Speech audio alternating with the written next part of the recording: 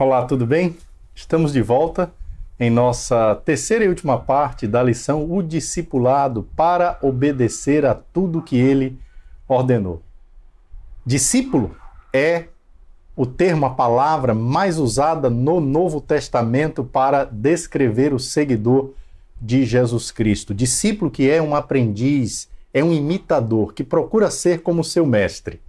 Vimos na primeira e segunda parte da nossa lição O Discipulado que há condições, há aquelas atitudes que precisam ser desenvolvidas, os comportamentos que precisam ser assumidos para que um discípulo confirme a sua vocação e eleição e não caia em sua jornada. Primeiro é amar Jesus acima de tudo e de todos os outros e até de si mesmo. Segundo, morrer para a antiga vida, morrer para o pecado. Terceiro é ser ciente, ter consciência, ser conhecedor, sabedor da grande responsabilidade e seriedade que é seguir a Jesus Cristo.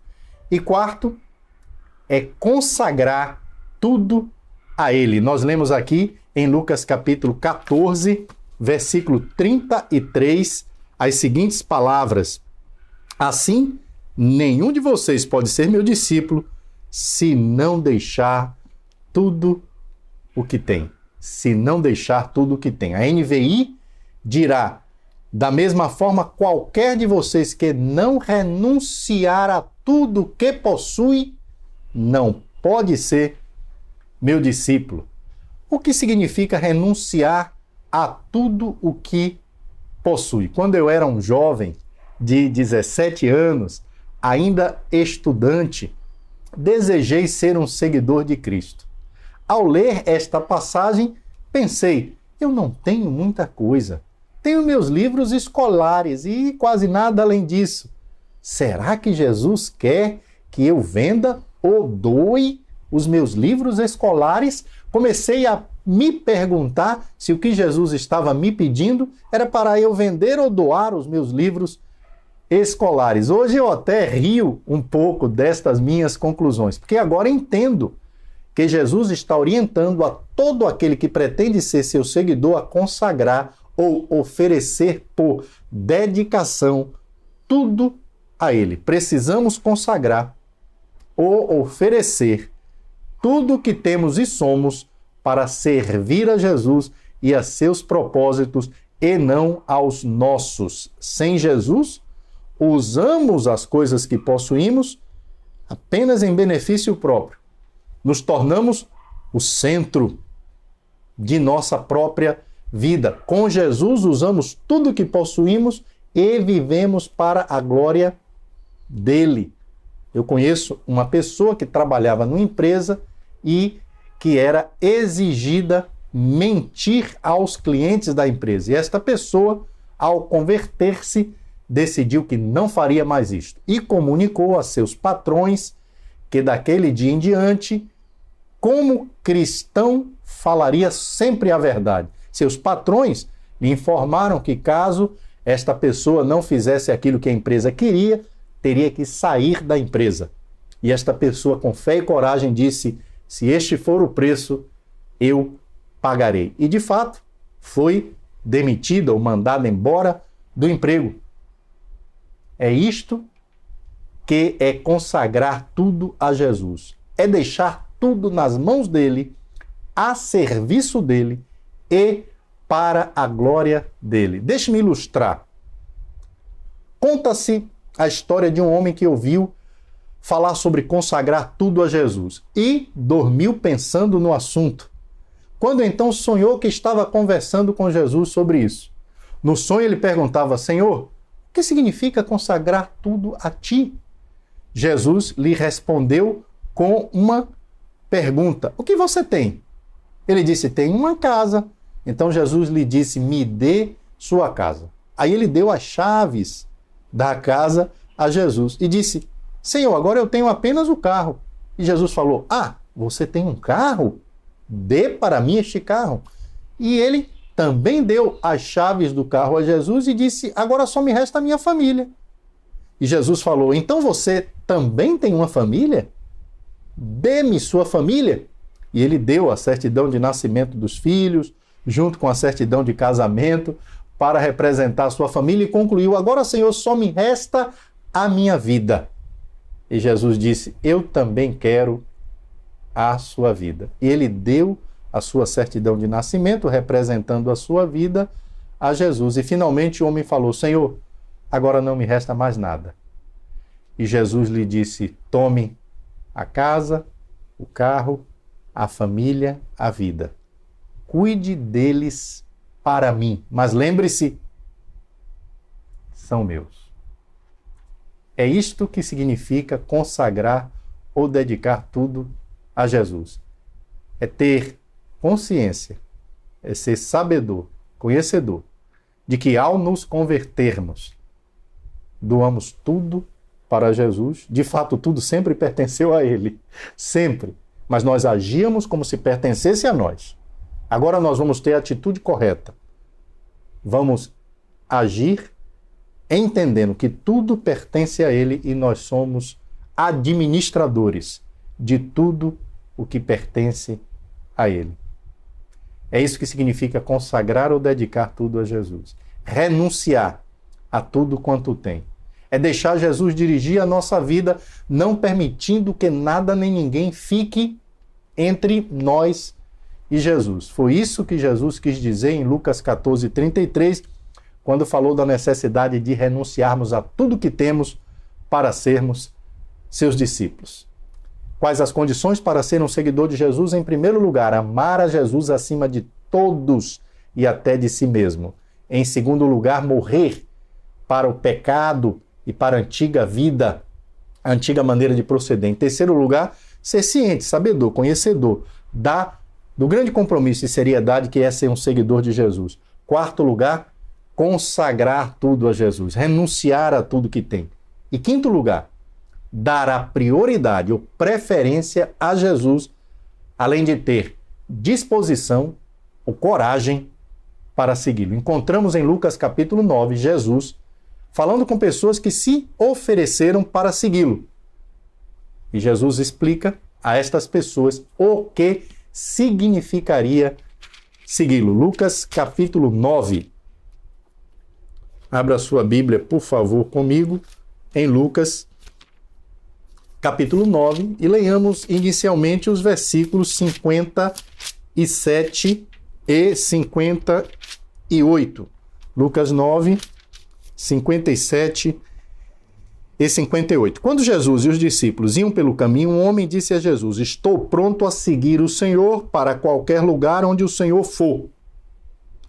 Então Jesus disse: as raposas têm suas covas e os pássaros os seus ninhos, mas o Filho do Homem não tem onde descansar. Talvez, se estivéssemos no lugar de Jesus e alguém chegasse dizendo: estou pronto para seguir o Senhor para qualquer lugar onde o Senhor for, talvez reagiríamos de uma forma diferente da de Jesus.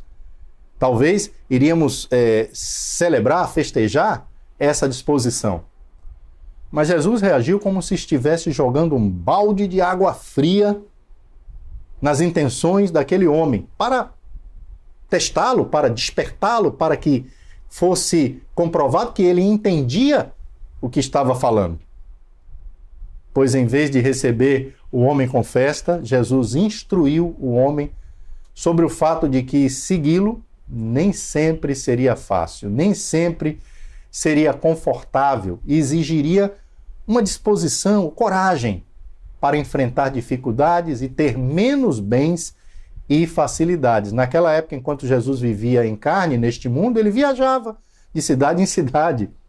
Ele praticamente não tinha uma morada fixa, ele não tinha dinheiro, ele não tinha hospedagem luxuosa. Às vezes encontramos Jesus nos relatos dos evangelhos dormindo no barco enquanto atravessavam o lago. Ele dependia do auxílio das pessoas ao seu redor. Muitas mulheres ajudavam financeiramente, o mantinham para que ele pudesse realizar a obra. Então Jesus disse a esse homem: as raposas têm onde ficar, as aves também, mas eu não tenho. Ou seja, você quer mesmo me seguir? Você sabe o que significa me seguir? Hoje Jesus não está fisicamente no mundo, mas segui-lo ainda requer, ainda exige do candidato disposição e coragem para enfrentar algumas dificuldades. Nem sempre será fácil ser um seguidor de Jesus, nem sempre. Em versículos 59 a 62, surgem outras pessoas que queriam fazer, antes de começar a seguir a Jesus, coisas aparentemente boas, não más. Mas Jesus disse, não dá. Leia comigo, 59. Vamos ler primeiro até 61. Aí ele disse para outro homem, venha comigo, mas ele respondeu, Senhor, primeiro deixe que eu volte e sepulte o meu pai. Versículo 60, Jesus disse, deixe que os mortos sepultem os seus mortos, mas você vai e anuncie o reino de Deus. Outro homem disse, eu seguirei o Senhor, mas primeiro deixe que eu vá me despedir da minha família. O primeiro queria só sepultar o pai e o segundo despedir-se da família. Mas Jesus não os permitiu. E ficamos com a dificuldade de entender por que Jesus não concordou em que eles fizessem aquelas coisas antes de segui-lo. Preste atenção, ao dizer, o primeiro homem, ao dizer, primeiro eu vou sepultar o meu pai.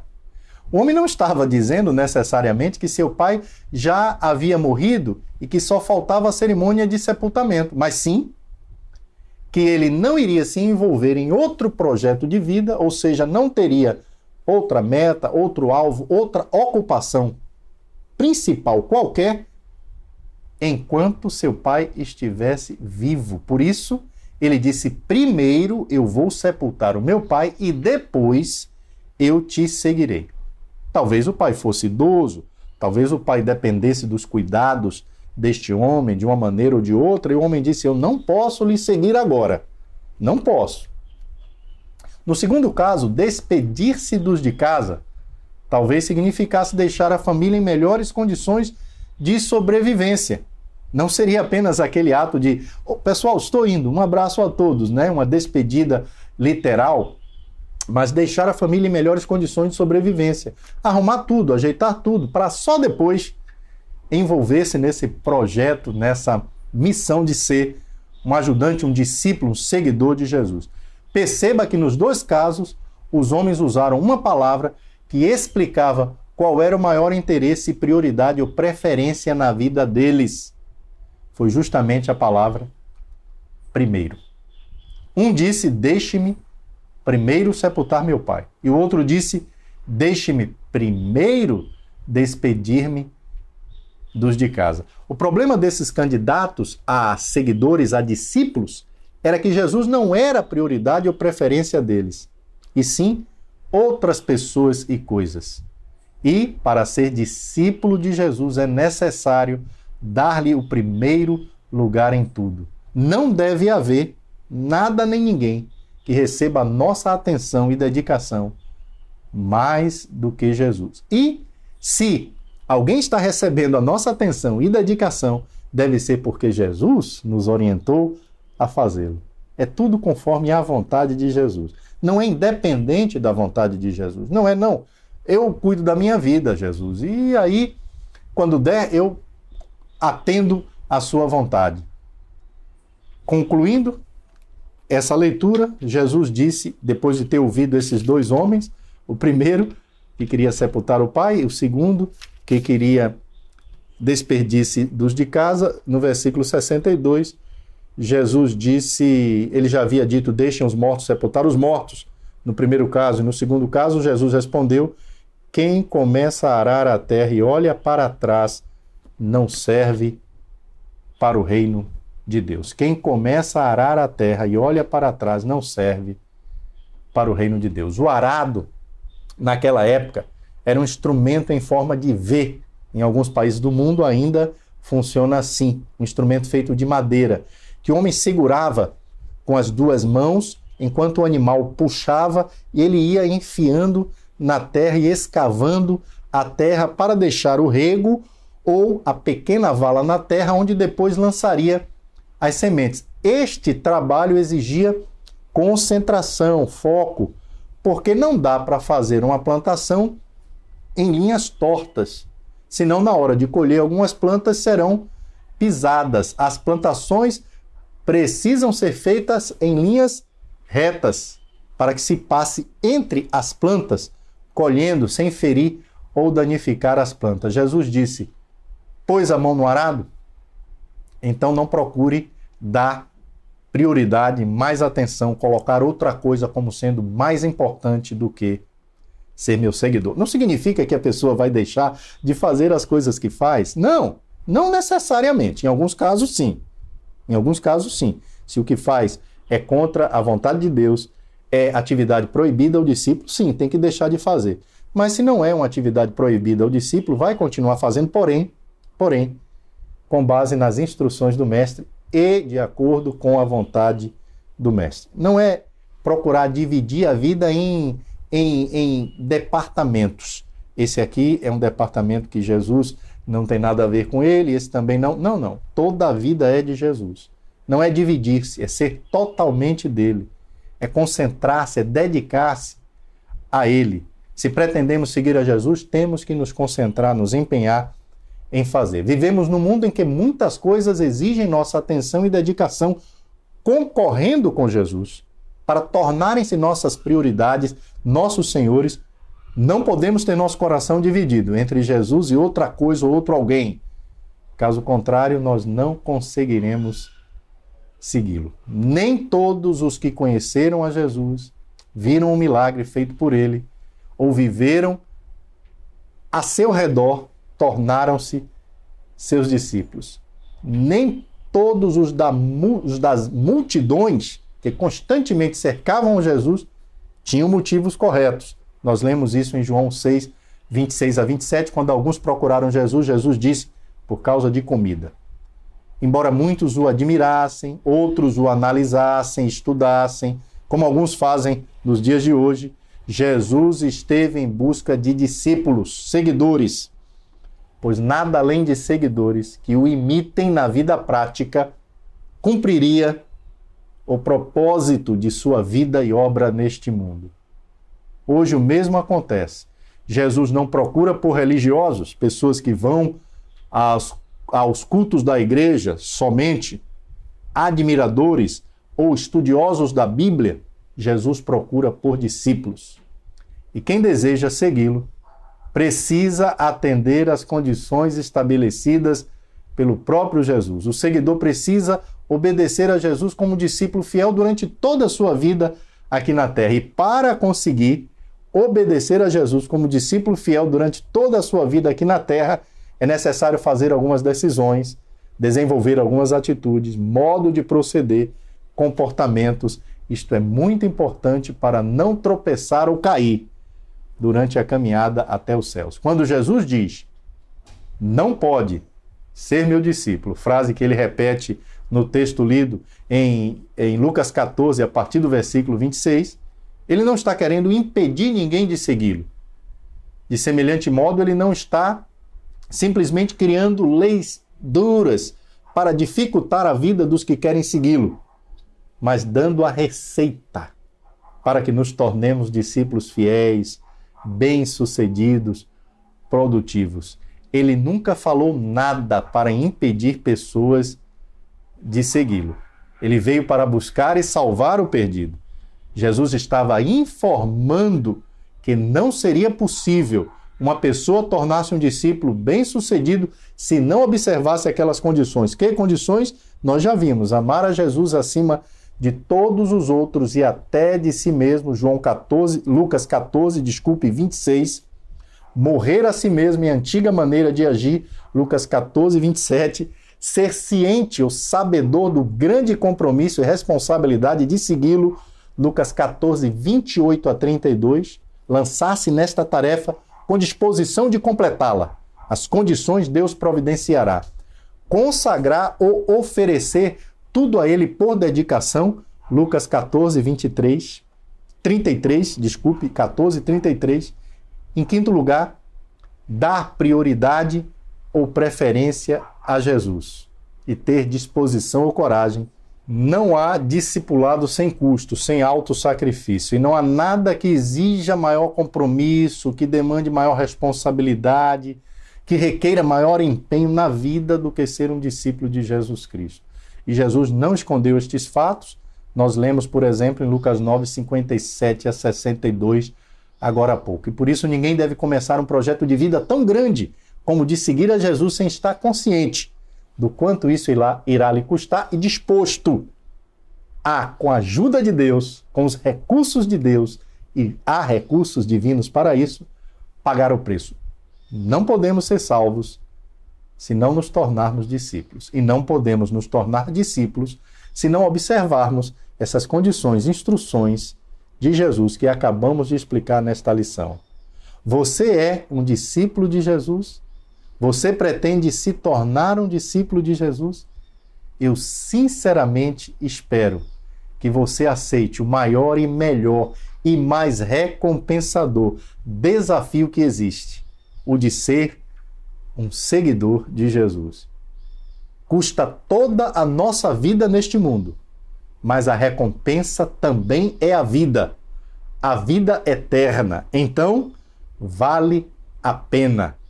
Oro para que você faça a única decisão que poderá resultar em sua salvação eterna, que é a de ser um discípulo de Jesus. E que desta forma viva, obedecendo ao Mestre e deixando a Bíblia falar.